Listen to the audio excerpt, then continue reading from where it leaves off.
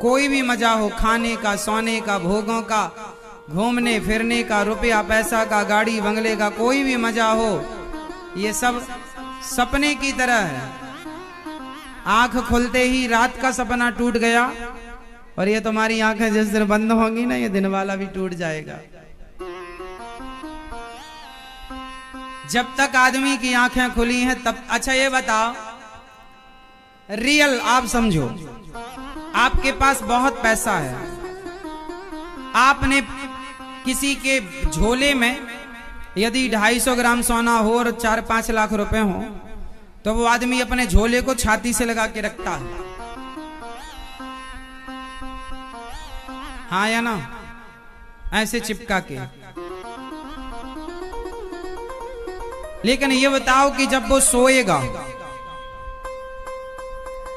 तो सोने के बाद उसका झोला कहां चला गया? कोई फर्क पड़ा उसे? फर्क कब पड़ेगा? जब वो जागेगा। सोने के बाद ना आदमी मस्त हो जाता है, भूल जाता है, सारा दुख सुख भूल जाता है। ये जागने का झंझट है साहब, वरना सोने के बाद तो मस्त सब। सांप बगल में पड़ा हो तो भी बढ़िया खर्राटे बज रहे हैं, और जागते हुए आदमी के बगल में बिठा दो तो 4 हाथ दूर भागेगा। सोने के बाद तो तुम्हारी छाती में सांप लौट रहा हो तो भी आप सोएंगे।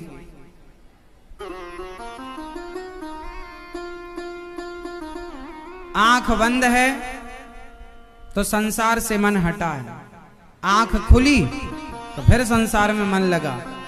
जब तक आप सोते हैं ना तब तक आप बिल्कुल सुखी रहते हैं, जागते ही आप दुखी, अरे ये टेंशन वो।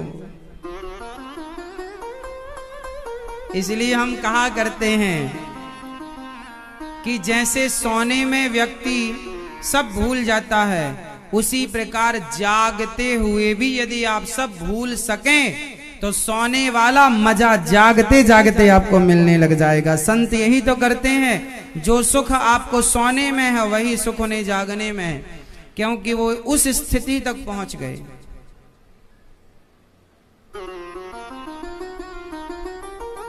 सोने का भी बड़ा सुख है, लेकिन सोने का सुख ना लेता कौन है? क्योंकि लेने वाला तो सो रहा है।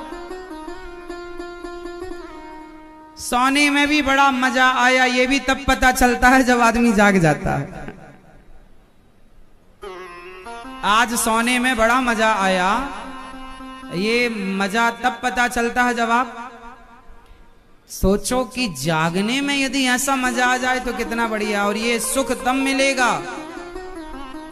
लो मैया यहीं प्रैक्टिकल करने लग गई, मेरी माँ सो जाओ। मैया बोली सोने सोने की बात कर रहे हो, चलो सो ही जाते हैं। मस्त।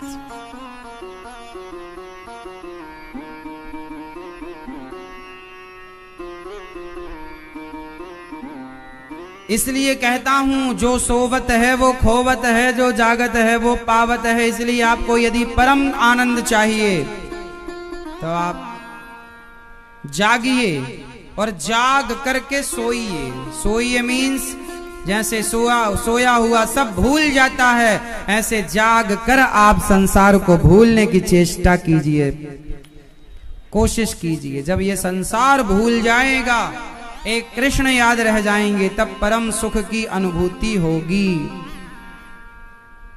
परम आनंद का अनुभव आपको होगा। कुंती बुआ ने कहा, विपदः सन्तु नः शश्वत् तत्र तत्र जगद्गुरो भवतो दर्शनम यत् स्यात् अपुनर्भव दर्शनम।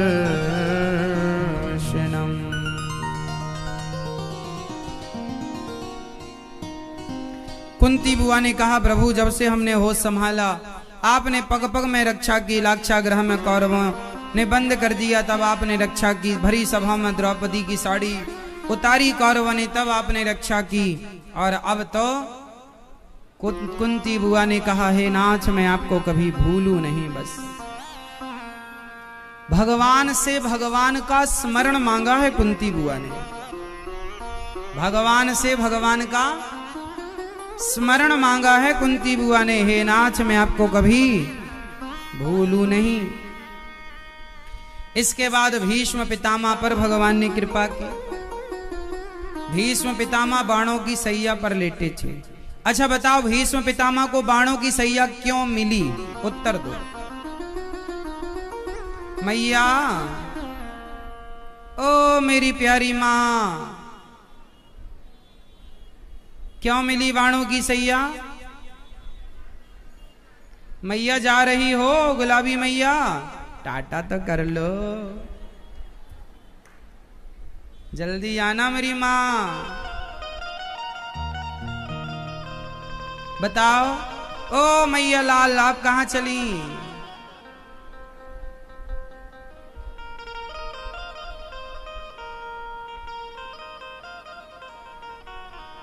पितामह भीष्म को बाणों की सैया क्यों मिली, ये बताओ आप लोग, क्यों मिली बताओ। हाँ मैया, शाम को बताओगी?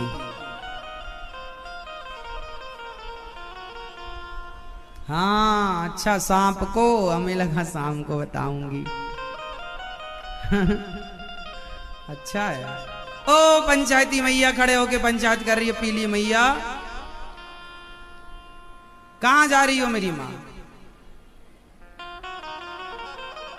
भीष्म पितामह को बाणों की सैया क्यों मिली? केवल इसलिए कि भीष्म पितामह ने पिछले जन्म में कभी एक सांप को कांटों में फेंक दिया था, कांटों के ढेर में।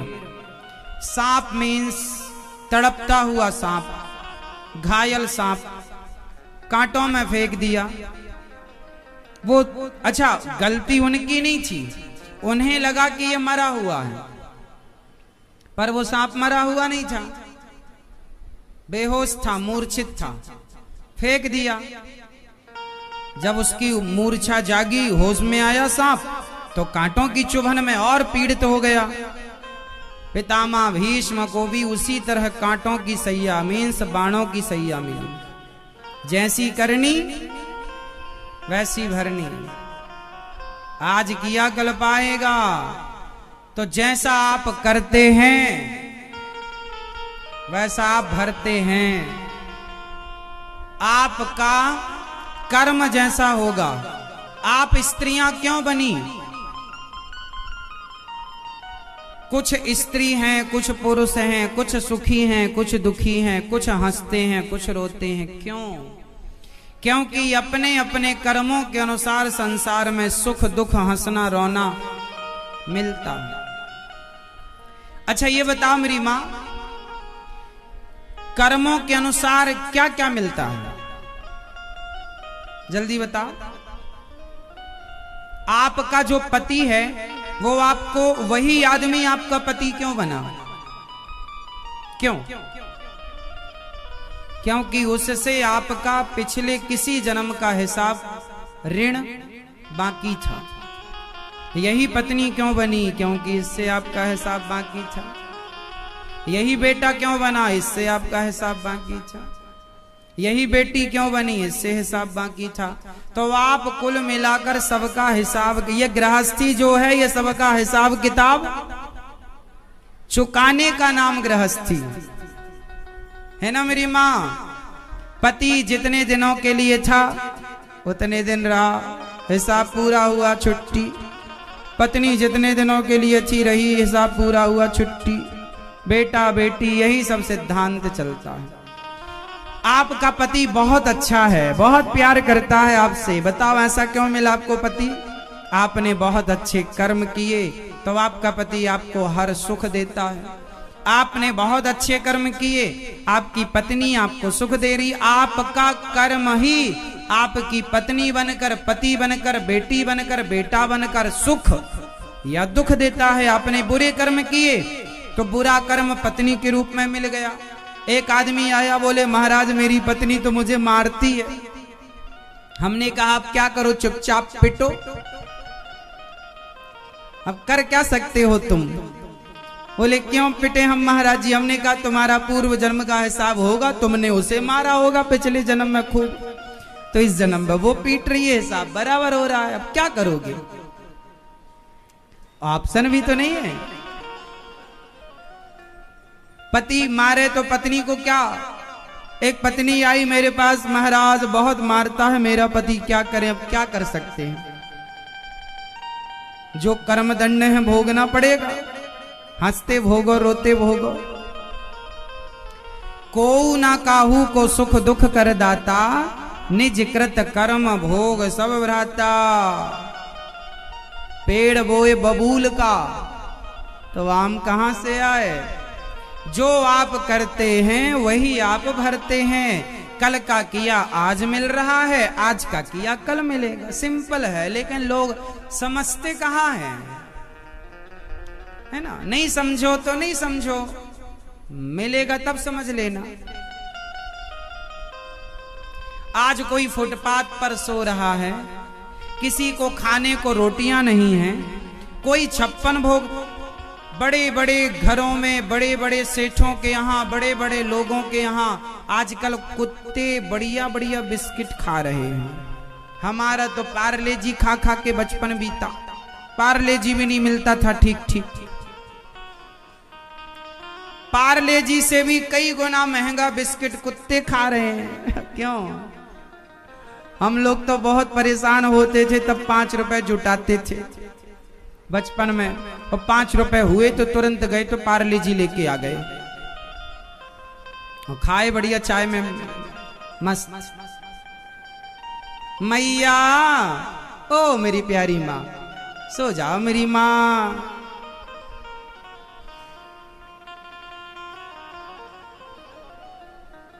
क्या करें, इस उम्र में नींद भी आती है,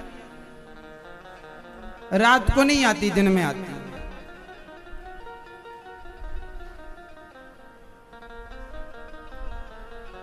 सुनो,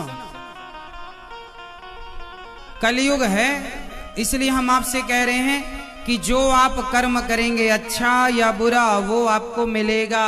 आपने किसी को सताया है मेरी माँ, आपने कुत्ते को भी सताया तो वो कुत्ता आपको अगले जन्म में आपका बेटा बन के आ जाएगा, और जैसे आपने उसे सताया है वो कुत्ता आपका बेटा बन के आपको सताएगा।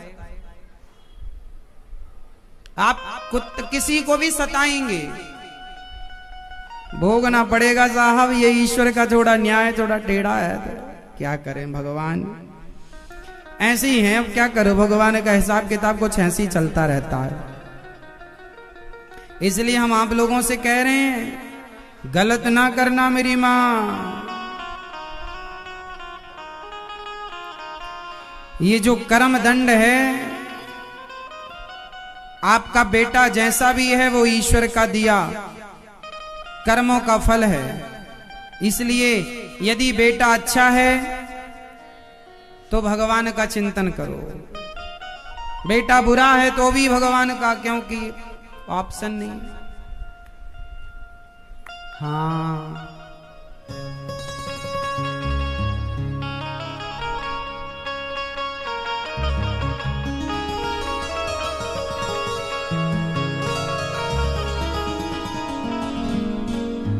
तूने जो कमाया है, तूने जो कमाया है, तूने जो कमाया है वो दूसरा ही खाएगा। खाली हाथ आया है, खाली हाथ जाएगा। तूने जो कमाया है, तूने जो कमाया है, तूने जो कमाया है वो दूसरा ही खाएगा। बेटा तुम कमाते हो ना बेटों के लिए ना, आप जो कमाओ उसको धर्म से जोड़ो। बेटा अपना कमाएगा खाएगा, उचित दे दो उसे, जोड़ के व्यर्थ में ना रखना। क्योंकि यदि आपकी कमाई बेटे ने गलत जगह लगाई तो उसका भी दंड आपको मिलेगा। और सही जगह लगाएगा तो वो फल भी आपको मिलेगा। इसलिए जो कर्म कर रहे हैं आप, अच्छा या बुरा, वो आपको मिलना है, तय है, आप मानो ना मानो। किसान ने खेत में गेहूं बोई है तो फसल गेहूं की आएगी, केसर की नहीं आएगी, चने की नहीं आएगी। जो आपने अच्छा या बुरा किया है कल वही आपके साथ होगा। अच्छा या भीष्म पितामह ने कांटों के ढेर में सांप को फेंका तो पितामह को भी बाणों की सैया में लेट करके वो चुभन महसूस करनी पड़ी। तूने जो कमाया है, अच्छा कमाया या बुरा, तूने जो कमाया है वो दूसरा ही खाएगा। खाली हाथ आया है, खाली हाथ जाएगा। खाली हाथ आया है, खाली हाथ जाएगा।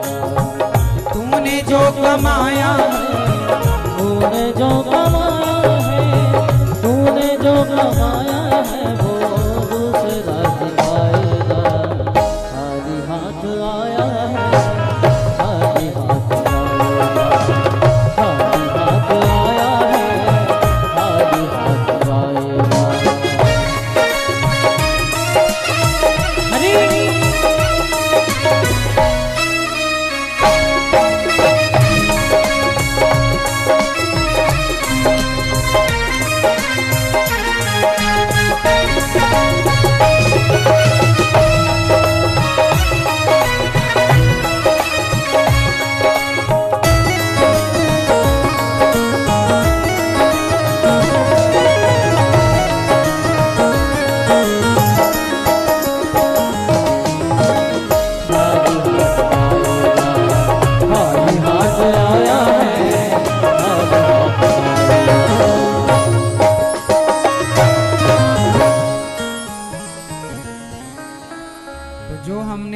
कमाया है वो हमें मिलेगा मेरी माँ। अच्छा कमाया है तो अच्छा मिलेगा, बुरा कमाया है बुरा मिलेगा। इसलिए कर्मन की गति न्यारी भैया, कर्मन की गति न्यारी। तूने जो कमाया है सेरा ही खाएगा। खाली हाथ आया है, खाली हाथ जाएगा। इसलिए मेरी माँ अच्छे कर्म करना, सोचो कि जो हम कर रहे हैं वो हमारा है, हमें मिलेगा कल। आज हम आपकी सेवा करेंगे तो कल कोई हमारी सेवा करेगा। आज हम आपका अपमान करेंगे तो कल कोई हमारा अपमान करेगा। आज हम आपको गाली देंगे तो कल कोई हमें गाली देगा। आज हम आपको घर से निकालेंगे तो कल हमें कोई घर से निकालेगा। तो यही तो हिसाब है, इसलिए लोग समझते नहीं।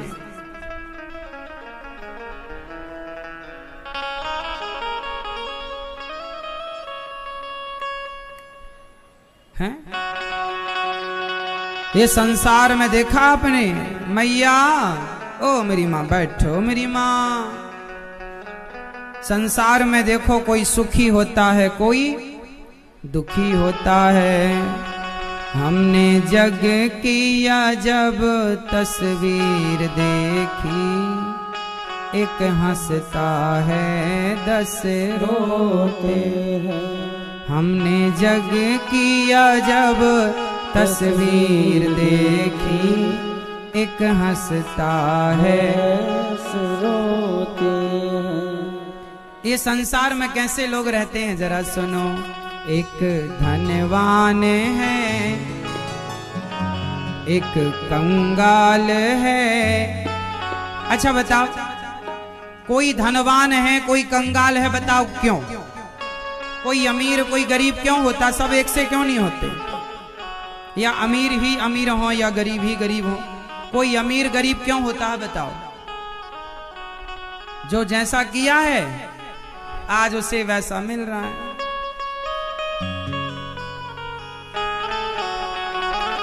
एक धनवान है एक कंगाल है, क्या बताएं अपनी करनी के फल सब पाए। एक धनवान है एक कंगाल है, क्या बताएं। अपनी करनी के फल सब पाए।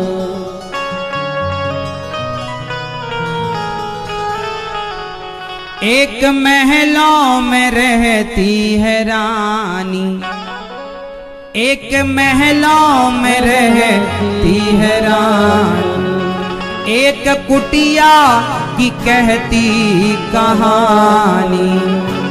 एक महलों में रहती है रानी बनकर और एक कुटिया में झाड़ू देती फिरे, आंसू पोंछत फिरे, क्या बताएं।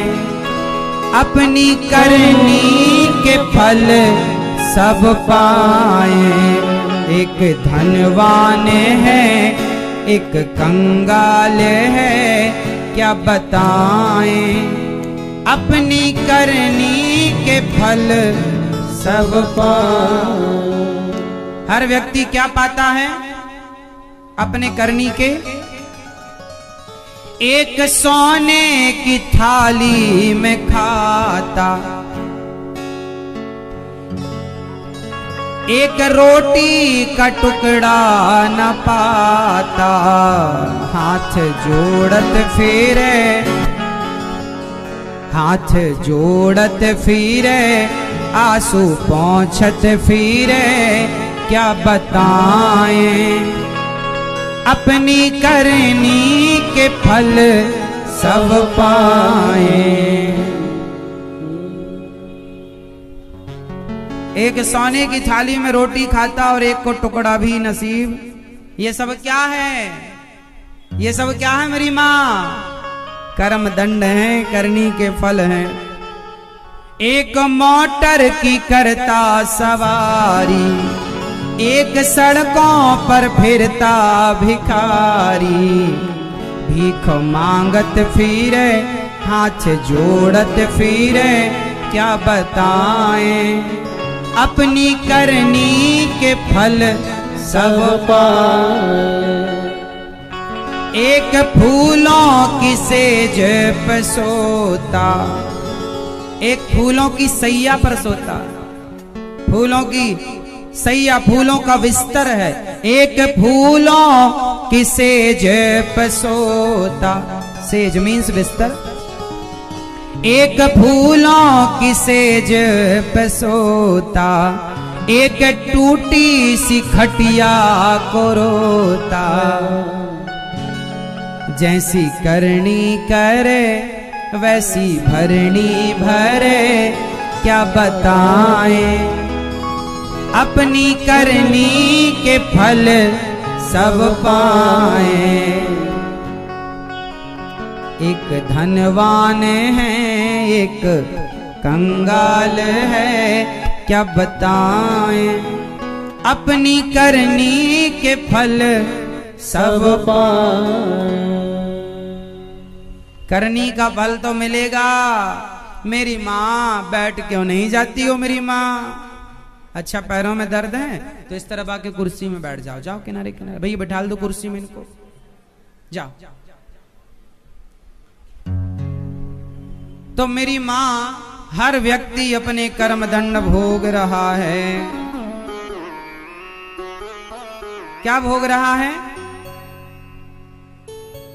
इसलिए हर स्थिति में खुश रहो। ये जो आपको मिल रहा है आपके कर्मों का,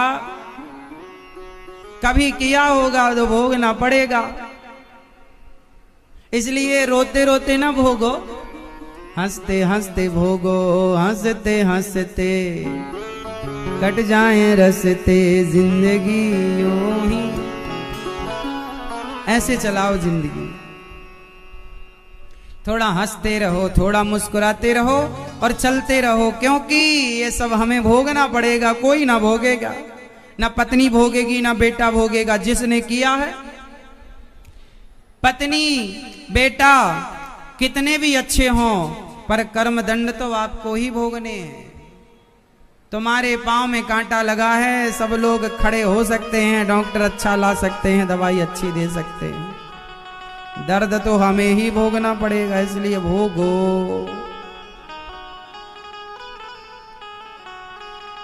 क्या बताएं अपनी करनी के फल सब पाएं।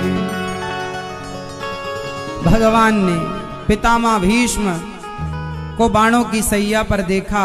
पितामह बाणों की सैया पर लेटे हैं, पांडवों को उपदेश कर रहे हैं। अर्जुन पांडवों को राजनीति बताई, स्त्री धर्म राजधर्म। स्त्री धर्म क्या है, राजधर्म क्या है, प्रजा धर्म क्या है, सब धर्मों के बारे में भीष्म पितामह ने समझाया। पितामह बहुत बड़े ज्ञानी थे, बहुत बड़े नीतिज्ञ थे। विदुर जी की नीति सुनी होगी, विदुर नीति। विदुर जी कितने बड़े ज्ञानी थे, उनसे ना जाने कितने गुना ज्ञानी पितामह भीष्म थे। और भीष्म पितामह ने भगवान से, पांडवों से कहा कि जीवन में कभी बुरा मत करना और बुरा देखना मत। द्रौपदी को हंसी आ गई, वाह पितामह, मेरे पतियों से कह रहे हो बुरा मत देखना। भरी सभा में आप खड़े आगे बैठे थे और मैं चिल्ला रही थी, आपने मेरी रक्षा नहीं की। आपने देखा, पितामह रो पड़े, बेटी मैंने तेरी साड़ी खींचते हुए देखा। उसी का दंड है कि आज मैं ये भोग रहा हूं। दुर्योधन का अन्न खाया था तो उसके अन्न को खाने से मेरी बुद्धि दूषित हो गई थी। अब जब बाणों की सैया में पड़ा ना, तो दुर्योधन के अन्न से बना खून एक एक बूंद रक्त की जमीन पर गिर पड़ी है। अब मेरे शरीर में रक्त नहीं है, इसलिए अब मेरी बुद्धि शुद्ध हो गई है। आप जैसा अन्न खाते हैं आपका मन। आप एक काम करो, आप किसी चोर के घर यदि खाएंगे ना, तो आपके मन में भी चोरी करने का विचार जागेगा। इसलिए गलत व्यक्ति के हाथ से अन्न नहीं खाना चाहिए। पहले के लोग सबके हाथ से नहीं खाते थे, सब जगह नहीं खाते थे। खाने पीने में वो थोड़ा ध्यान रखते थे, केवल इसलिए क्योंकि अन्न जैसा होगा, अन्न का पूरा प्रभाव हमारे मन पर पड़ेगा। आप वैश्या के घर जाइए और उसके घर की रोटी खाइए तो तुम्हारे सिर चढ़कर काम वासना सताने लग जाएगी, क्योंकि अन्न उसका खाया। किसी साधु संत के घर जाइए और किसी साधु के घर का प्रसाद पाइए, उस अन्न को खाते ही आपका चित्त शुद्ध हो जाएगा, प्रसन्नता हो जाएगी, बुद्धि निर्मल हो जाएगी। अन्न से मन का पूरा संबंध है। जैसा खाए अन्न वैसा रहे। तो अन्न यदि गंदा खाया, दूषित खाया, चोरी बेईमानी का खाया, तो बुद्धि पर क्या असर पड़ेगा? चोरी बेईमानी का भाव जागेगा, बार बार मन चोरी बेईमानी में जाएगा। इसलिए शुद्ध खाओ, सब जगह ना खाओ, सब कुछ ना खाओ। आप क्या क्या खाते हैं? सब कुछ। क्या क्या खाते हैं? मैया आप क्या खाती हो? सब खाती हो? अंडा भी? मांस नहीं? आप मांस खाते? अंडा खाते हो?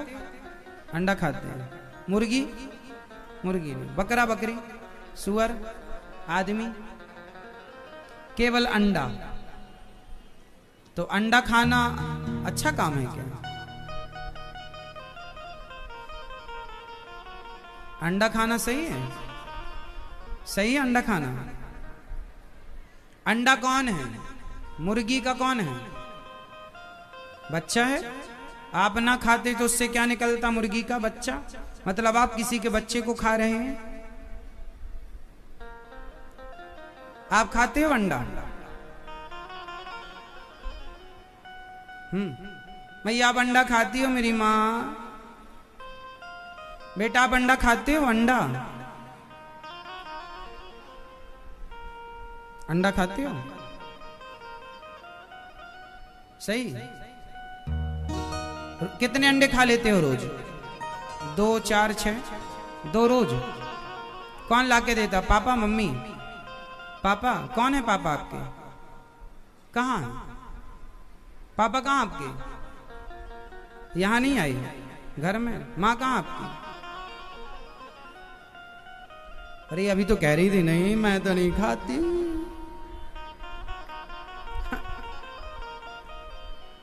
तुम नहीं खाती हो तो बच्चा कैसे खा रहा है? क्यों बच्चा तुम्हारा नहीं है?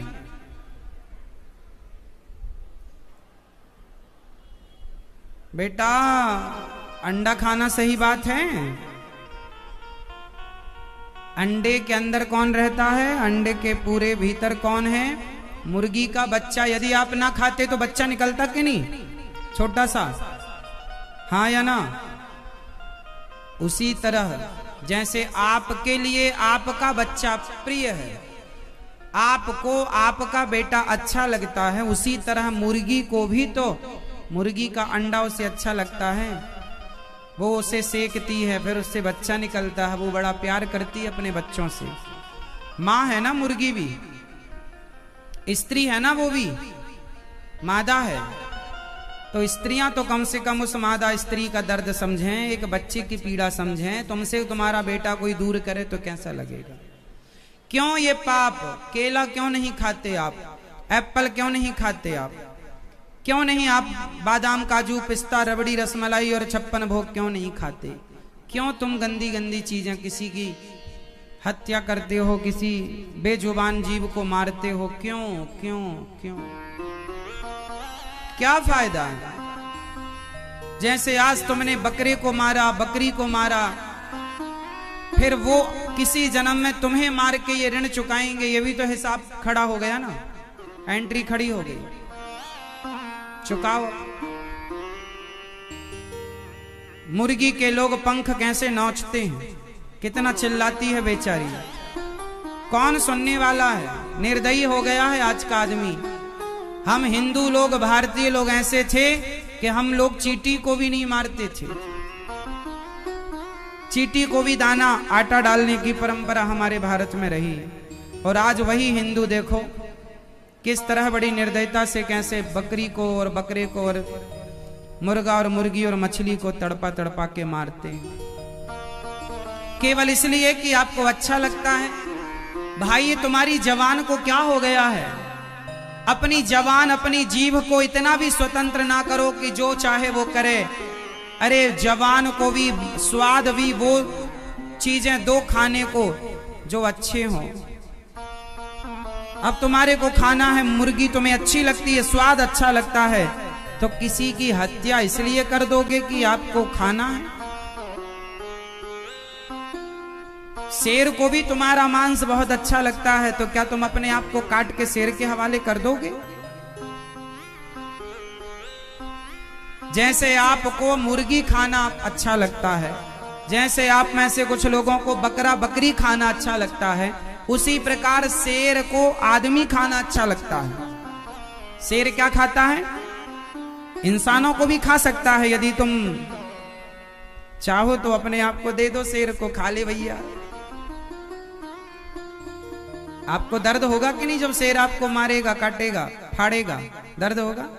ऐसे ही मुर्गी को दर्द होता है, ऐसे ही बकरा को दर्द होता, ऐसे ही मछली को दर्द होता। लेकिन तुम्हें समझाए कौन? तुम्हें तो स्वाद चढ़ा है। ऐसा भी क्या स्वाद के किसी की हत्या? अरे हमारे यहाँ जितना स्वाद भगवान के प्रसाद में है उतना स्वाद बताओ बकरा बकरी मांस। हमारे यहाँ तो मरे आदमी को छू लेने से आदमी को नहाना पड़ता है। जब आप किसी की माटी में जाते हो मरे में, तो नहाते हो कि नहीं? मरे को छू लेने से नहाना पड़ता है। क्या जमाना आ गया, मरे को खा जाता है आज का आदमी। वो कहता मैं पवित्र हूं। ला वाह, इतने बड़े बड़े पाप कर लिए आपने, बताओ किसी की हत्या कर ली। कैसे मुक्त होएंगे इन सब पापों से? इसलिए अभी भी कुछ नहीं बिगड़ा। बिल्कुल पाप ना करना। अन्न जैसा होगा मन वैसा होगा। इसलिए आज से आप लोग क्या खाएंगे? क्या खाएंगे? अंडा खाएंगे। आज से आप लोग पहले जो बनेगा घर में शुद्धता से बनाओ, नहा करके रसोई में जाओ, नहा धो करके भोजन बनाओ, इस भाव से कि हम भगवान के लिए प्रसाद बना रहे हैं। वो प्रसाद जब बन जाए तो दाल चावल सब्जी रोटी निकालो, तुलसी का पत्ता डालो, भगवान जी का भोग लगाओ और भोग लगाकर फिर वापस दाल को दाल में, चावल को चावल में, रोटी को रोटी में मिला दो तो पूरा भोजन प्रसाद हो गया। वो बच्चों को खवाओ। जैसा अन्न होगा वैसा मन होगा। शुद्ध खाओ, बुद्धि शुद्ध होगी। आप तो अंडा नहीं खाती हो मेरी मां? आप खाती हो? क्या खाएंगे आज से? प्रसाद। क्या खाएंगे आज से? प्रसाद का फुल फॉर्म क्या हुआ? प्रसाद। प्रसाद का फुल फॉर्म क्या हुआ? आप बताओ बेटा, प्रसाद का फुल फॉर्म क्या हुआ? प्रा मतलब प्रभु के। बोलो, प्रा मतलब, जोर से। प्रा मतलब प्रभु के, सा मतलब साक्षात, दा मतलब दर्शन। प्रभु के साक्षात दर्शन का नाम प्रसाद है। इसलिए जगन्नाथ के भात को जगत पसारे हाथ। जगन्नाथ जी के प्रसाद को खाने ब्रह्मा जी आते हैं। जगन्नाथ जी के प्रसाद को पाने कौन आता है? ब्रह्मा जी आते हैं। एक बार ब्रह्मा जी लेट आए, प्रसाद नहीं मिला जगन्नाथ जी को, तो कुत्ता चाट रहा था पत्तल। पुजारी जी ने कहा सारा खत्म हो गया, ये किसी भक्त ने खा के फेंका है, कुत्ता चाट रहा है, तुम भी चाट लो। तो एक तरफ से ब्रह्मा जी चाटने लगे, दूसरी तरफ से कुत्ता और ब्रह्मा एक साथ चाट रहे थे उस प्रसाद को। तो एकादशी महारानी को हंसी आ गई, वाह ब्रह्मा, कुत्ते के संग खा रहे हो। तो जगन्नाथ जी प्रसन्न हो गए ब्रह्मा जी पर, वाह ब्रह्मा जी, आपने प्रसाद की महिमा को बढ़ाया है कि आपने प्रसाद का अपमान नहीं किया। लेकिन ये एकादशी हंस रही है तुम पर, जाओ मैं तुम्हें यहां उल्टा लटकाता हूं। तब से जगन्नाथ जी में एकादशी को भगवान ने उल्टा लटका दिया। इसलिए एकादशी के दिन भी जगन्नाथपुरी में चावल का प्रसाद मिलता है, और अन्न खाए कोई जगन्नाथ जी में एकादशी के दिन तो भी वहां व्रत करने का ही पुण्य मिलता है। प्रसाद कितनी महिमा है।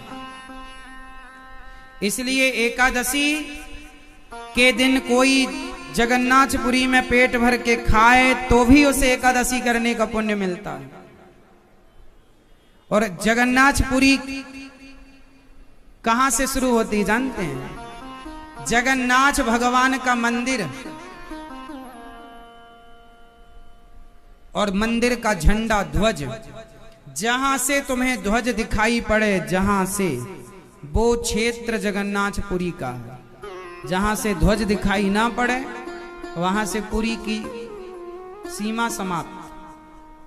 जहां से झंडा ध्वज मंदिर दूर से थोड़ी ही दिख रहा हो तो वो पूरी मानी जाएगी, मंदिर की महिमा।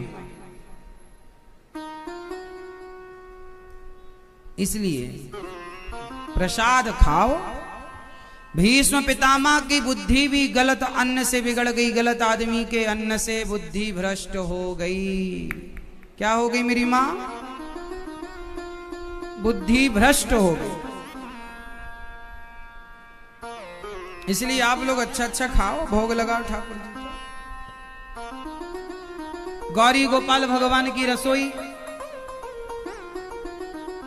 आप लोग गौरी गोपाल भगवान की रसोई देखते हैं? यहाँ की रसोई, यहाँ का प्रसाद जो खाता है ना, सही बताऊं, यहाँ का प्रसाद खाने के बाद आपकी बुद्धि शुद्ध होती है कि नहीं? यहाँ के प्रसाद ठाकुर जी का प्रसाद है।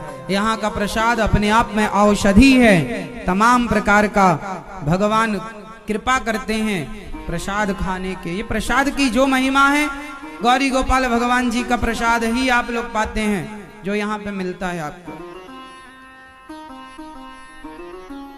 तब भीष्म पितामह ने भगवान से कहा, इति मति रूप कल्पिता वितृष्णा भगवती सात्वत पुंगवे विभूम्नि स्वसुख मुपगते क्वचित विहर्तुम प्रकृति मुपेयुष यद भव प्रवाह। पितामह भीष्म ने कहा, हे प्रभु मेरे मन आपके चरणों में लगा रहे, अपनी मति मैं आपके चरणों में समर्पित करता हूं। मति समर्पित कर दी है ना। फिर द्वारिका की ओर भगवान गए, जहां द्वारिका पितामह भीष्म अपनी बुद्धि को भगवान के चरणों में समर्पित करते हैं। पितामह की सदगति हुई, सूर्य उत्तरायण हुए, पितामह की परम गति हुई। भगवान द्वारिका गए, जहां भगवान का स्वागत हुआ। फिर परीक्षित का जन्म हुआ, भगवान दर्शन दिए। फिर धृतराष्ट्र और गांधारी का वन में जाना।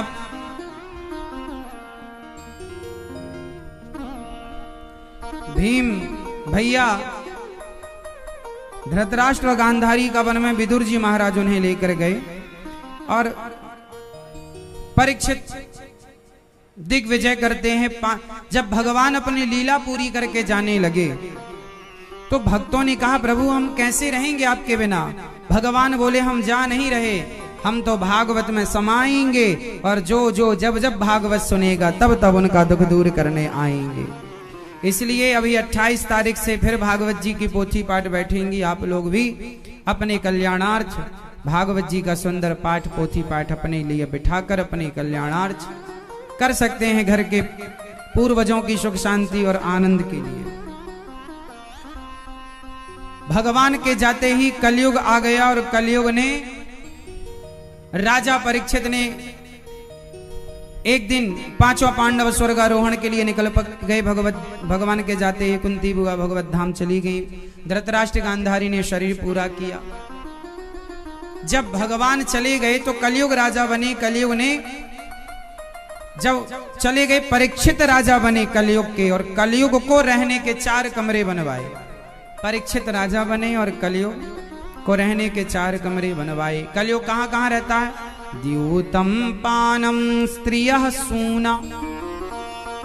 कलयुग का पहला ठिकाना जुआ और दूसरा पानम। पानम बोले तो शराब, इसलिए शराब ना पिया करो साहब। ओ मेरे सांवरे सलोने कन्हैया, हो तेरा जलवा कहां पर नहीं है। कलयुग को रहने के 4 कमरे बनवाए। कलयुग कहां कहां रहता है? द्यूतम। कलयुग का पहला ठिकाना है जुआ। जुआ तो नहीं खेलते आप? मैया बैठो मेरी माँ जल्दी। कलयुग का पहला स्थान क्या है? जुआ।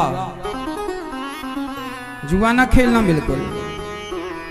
जुआ खेलेंगे सर्वनाश। आजकल के बच्चे जंगली रमी इत्यादि मोबाइल पर बहुत सारा जुआ का ऐप आता है, वो बड़े बड़े सुपर डुपर स्टार उसका प्रचार करते हैं। देखिए जरा, ये सुपर डुपर स्टार लोग गलत चीजों का प्रचार कर रहे हैं। जुए का द्यूतम जुआ कलयुग का पहला ठिकाना। दूसरा ठिकाना पानम। पानम बोले तो शराब। शराब पीते हो आप? आप पीते हो शराब? भाई आप शराब पीते हैं? ओ मैया, इधर चली मैं उधर चली, पता नहीं मैं किधर चली। शराब पीती हो मेरी माँ? आप शराब पीती हो? कलयुग का दूसरा ठिकाना शराब। द्यूतम पानम, जुआ शराब। कलयुग इन जगह पर रहता है, बुद्धि भ्रष्ट करता है। स्त्रियां, पराई स्त्री पर पुरुष। जहां पराई स्त्री पराई पुरुष में मन, मतलब जहां विषयासक्त लोग रहते हैं, जिनके हृदय में काम वासना इतनी ज्यादा है कि वो किसी भी स्त्री पुरुष को इसी भाव से देखते हैं, वो समझो कलयुग के शिकार हो चुके हैं। कलयुग उनकी खोपड़ी में सवार है। इसलिए कलयुग से बचना हो तो भगवान की शरण में आओ, तब ये काम विषय वासना तुम्हें छोड़ेगी, वरना सारी जिंदगी तड़पा तड़पा कर मारेगी तुम्हें। स्त्रियां सूना। कलयुग का चौथा स्थान है मांस, अब नहीं खाना मांस। कलयुग का 5वां स्थान भी है क्या? कलयुग का 5वां स्थान क्या है बताओ, आप बताओ। कलयुग का 5वां, ये कलयुग के 4 जगह आपने सुना, द्यूतम, पानम, जुआ, शराब, मांस और पर स्त्री, पर पुरुष। 5वां स्थान क्या है कलयुग का? कलयुग कहां कहां रहता है? 4 हमने बताए, एक और है, बताओ आप। बेईमानी से कमाया हुआ धन। फिर से बोलो, बेईमानी से कमाए हुए धन में कलयुग का वास होता है। इसलिए बेईमानी से कमाया हुआ धन, जो धन बेईमानी से कमाया जाता है, वो धन कमाने वाले की बुद्धि भ्रष्ट हो जाती है, पतन हो जाता है, सर्वनाश। इसलिए बेईमानी से बचो। किससे बचना मेरी मां? जो पैसा कमाओ ईमानदारी से कमाओ, और ईमानदारी से कमाए हुए पैसे का 5%, अच्छा कमाई का 5% कहां खर्च करना चाहिए? 100 रुपए कमाओ तो 5 रुपए दान पुण्य में खर्च करो, ताकि उस 5 रुपए से किसी भूखे की भूख मिट जाए और किसी बेसहारा को सहारा मिल जाए। इसमें आपका 5 रुपए खर्च होना चाहिए। इसलिए आप लोग अपनी कमाई का कुछ कुछ हिस्सा, यहाँ जो अन्न क्षेत्र चलता है, हजारों साधु संत रोज प्रसाद पाते हैं, गौरी गोपाल अन्न क्षेत्र, आप भी एक दिन का अन्न क्षेत्र अपनी ओर से बंटवाओ, और आप भी इस पुण्य से जुड़कर इस पुण्य के भागीदार बन जाओ। क्या बनेंगे मेरी मां? पुण्य के भागीदार, हाँ या ना? इसलिए आप भी थोड़ा थोड़ा एक दिन का अन्न क्षेत्र बंटवाओ। यहाँ हजारों साधु संत जरूरतमंद रोज प्रसाद पाते हैं।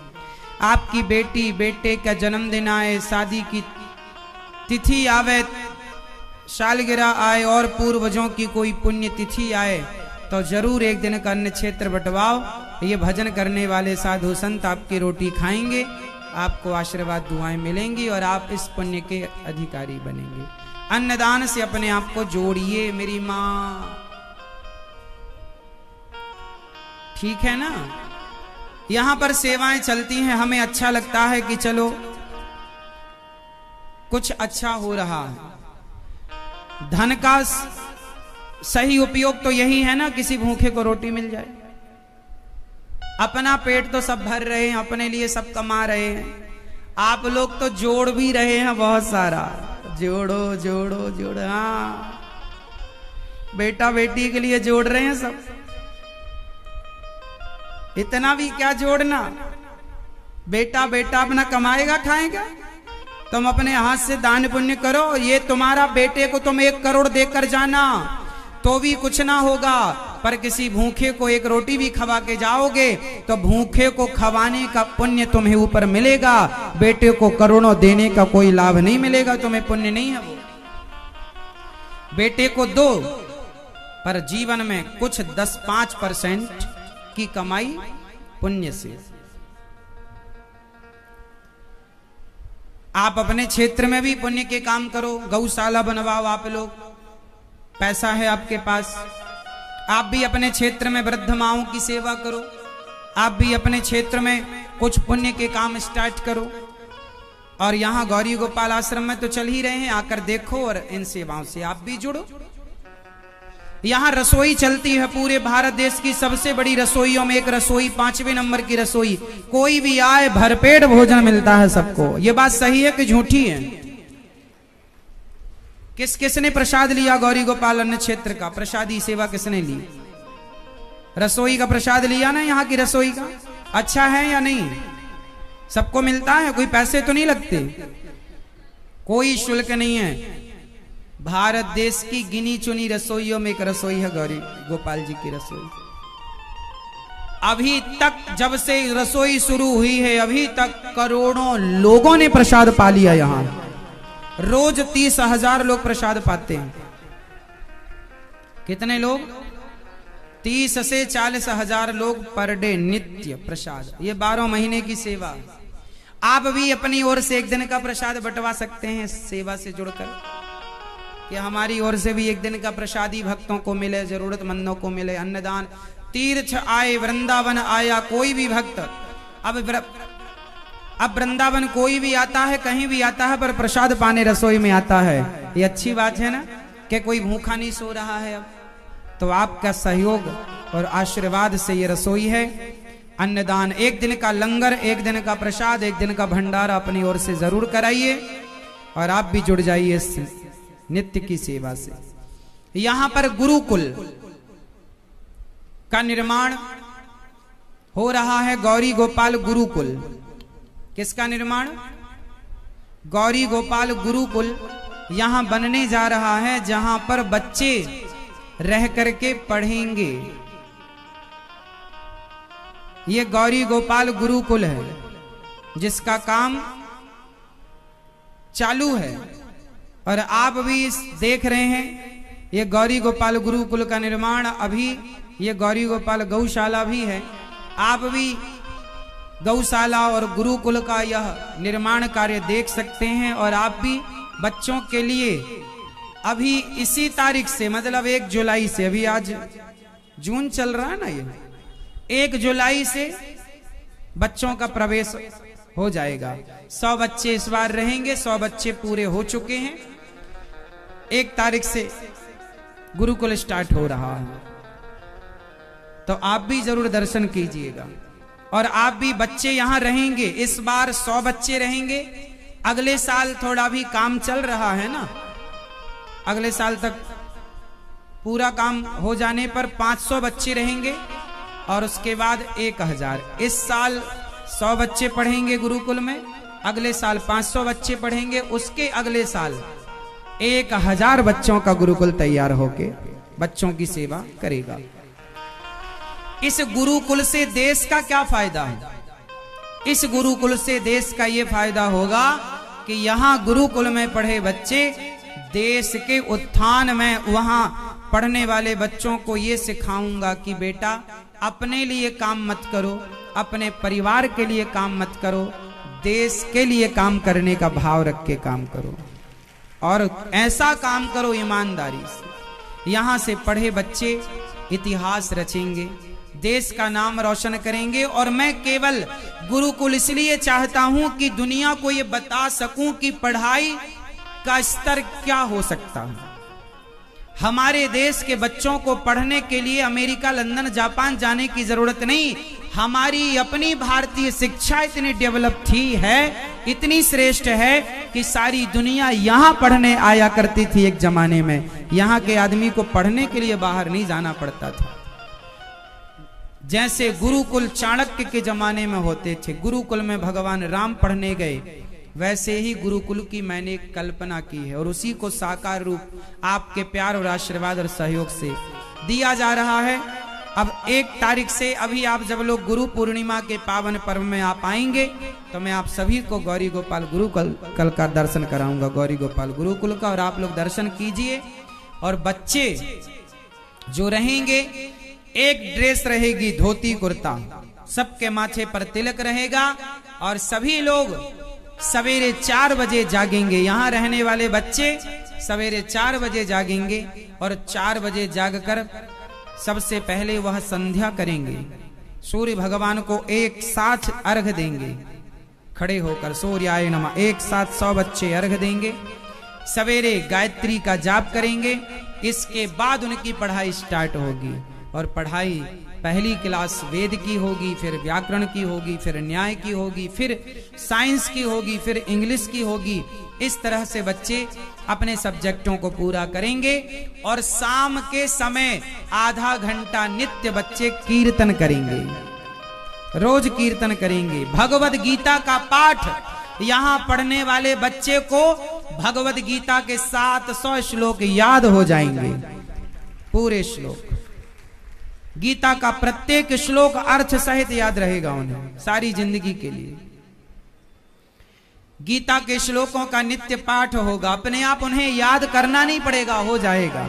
यहाँ की ऐसी पूरा प्लानिंग हम कर रहे हैं आपके आशीर्वाद और सहयोग से। यदि आपसे बने तो इस गुरुकुल के निर्माण में अपना योगदान जरूर देना, ताकि आपकी भी एक ईंट इस गुरुकुल में लगे, आपका भी सहयोग लगे। आपको गर्व होगा इन बच्चों पर। और यहाँ से सबसे बड़ी बात यह होगी कि यहाँ की जितनी क्लासें हैं, सारी क्लासें ऑनलाइन आपके बच्चे घर में भी बैठे बैठे अटेंड कर सकते हैं, क्योंकि सारे बच्चों को तो यहाँ रखा नहीं जा सकता। भारत में लाखों बच्चे हैं, सारे बच्चों की व्यवस्था तो हो नहीं सकती। इसलिए ऑनलाइन क्लासेस रहेंगी कि आप अपने बच्चों को वो क्लास बाद में भी अटेंड कराएं, दिखाएं, ताकि आपके बच्चों को उद्देश्य गुरुकुल का सिर्फ इतना है कि बच्चे अपनी भारतीय शिक्षा से जुड़ें कि हमारी शिक्षा क्या रही, ये उद्देश्य है। समझ रहे हैं आप लोग? मूल भारतीय शिक्षा से जुड़ें, संस्कारों से जुड़ें। जब यहां से बच्चा पढ़कर जाएगा अपने घर, तो अपनी मां के घुटने ना छुएगा, अपनी मां और अपने पिता को लेटकर दंडवत साष्टांग प्रणाम करेगा। ये तमीज सिखाई जाएगी, ये संस्कार दिए जाएंगे यहाँ बच्चों को। अपने से बड़ों से कैसी बात करनी है, सबसे पहले बोलने का लिहाज बताया जाएगा। क्या बोलना है, कैसे बोलना है, क्या संस्कार तुम्हारे होने चाहिए, सब प्रॉपरली व्यवस्थित शिक्षा रहेगी। बस आपने विश्वास किया है। अब देखिए कि ये बच्चे बहुत जल्दी यहां पर एक बच्चों के लिए रोज आधा घंटा 15 मिनट यज्ञशाला भी बनेगी। वहां पर वो बच्चे नित्य हवन करेंगे, नित्य होम करेंगे, नित्य हवन करेंगे, और भारतीय सिद्धांत से वो अपने अपने फील्ड में आगे बढ़ेंगे। यहां का पढ़ा बच्चा जब एडवोकेट बनेगा, जज बनेगा, और IAS IPS जिस फील्ड में जाएगा, जहां जाएगा वो वहां संस्कारवान बनकर जाएगा और वो संस्कृति को आगे बढ़ाएगा। तो ऐसा गुरुकुल, आपका योगदान, आपका सहयोग चाहिए। यदि आपके पास हो सहयोग करने की क्षमता तो जरूर कीजिएगा, और नहीं हो तो भगवान से प्रार्थना कीजिए कि आपको ईश्वर इस लायक बनाए कि आप सहयोग कर पाए, फिर आप करें। यहाँ वृद्ध माओं की सेवा भी हो रही है। वो माएं जिन माओं के बच्चे घर से निकाल देते हैं, वो वृद्ध माँ यहाँ रहती हैं। आप भी एक इन माओं के लिए आश्रम छोटा पड़ गया तो बड़ा आश्रम बन रहा है, एक कमरा बनवा कर आप भी वृद्ध माओं को समर्पित कर सकते हैं। एक कमरे की छत का सहयोग कर सकते हैं आप लोग इन वृद्ध माओं के लिए, और एक माँ को गोद लेकर जीवन भर रोटी देने का आप लोग संकल्प भी कर सकते हैं। जो अपने बेटे सगे औलाद जब माँ को घर से निकालता है तो माँ कहाँ जाए, ऐसी दुखी माँ यहाँ आती है और ये